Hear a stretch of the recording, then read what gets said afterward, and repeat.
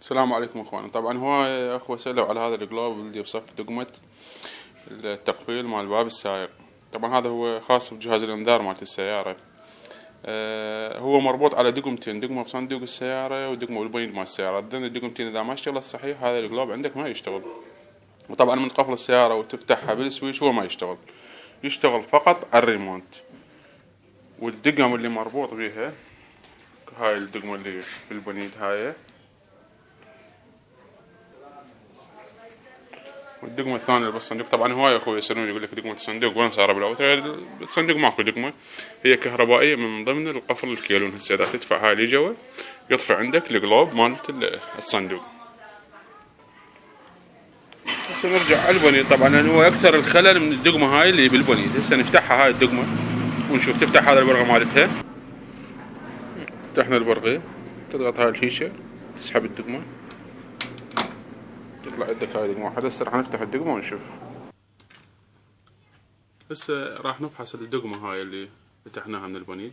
طبعا دائما بالسيارة تحتاجون هذا الدرنفيس البارد، يفحص بارد. هسه شوف انت تشتغل على ايدك يشتغل هو، وهذا تفحصون بيه. طبعا هذا البارد تفحصون بيه اذا اكو دقمة توصل او ما توصل، الجلوب مش يشتغل او ما يشتغل. وهذا الدرنفيس لا، تفحص النارية واصلة حار او بارد، هذا يفيدكم دائما. هسه احنا هذا القطبين السالب والموجب، واحد وصلناه على الايد مباشرة، والدرنفيس نوصله على القطب الثاني ما قاعد يوصل. دوس الدقمة هم ما قاعد يوصل، اذا الدقمة بيها خلل. هسه راح نفتحها ونشوف.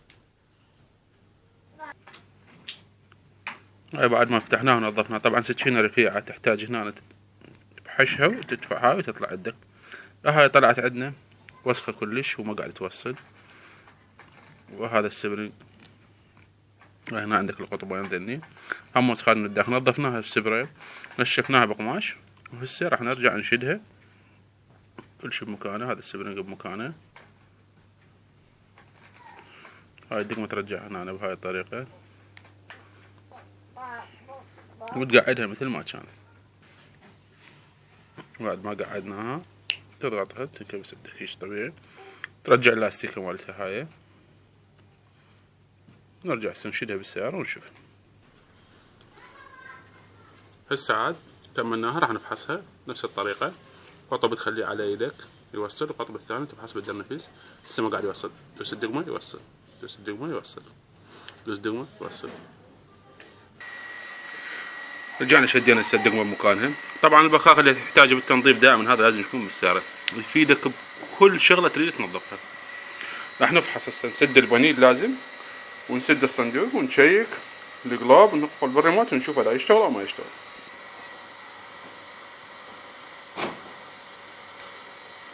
القلاب ما دا يشتغل حاليا، اكو خلل ثاني. لا هو طبعا نزلت البنيد، باوعت انه البنيد هذا هنا هاي القطعة الدائرية ما قاعد تطبق على الدقمة، ما تقعد على هاي الدقمة، يعني تقعد على طارفها، لان انا معلي الربلات لان عندي البنيد شوية بيرجع بالسرعة. بس سويت زقت له لاستيكة ناصية حتى من تنزل تطبق على هاي الدقمة، من تنزل تطبق على الدقمة. هسه راح نسد البنيد ونشوف. هسه سدينا البنيد راح نشوف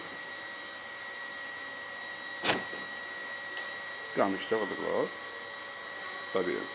وقبل طبعا مو بس الجلوب ما يشتغل، من قفل السيارة ما تشتغل عندك الدبل إشارة، بس من تفتح السيارة تشتغل عندك الدبل إشارة. تفتح السيارة تقفل الجلوب تقفلها يقوم يرمش، ومن تقفلها تشتغل عندك الدبل إشارة أيضا. هذا إهداء الجروب شوفر لتوبة العراق، أخوكم قعقاع المبارك.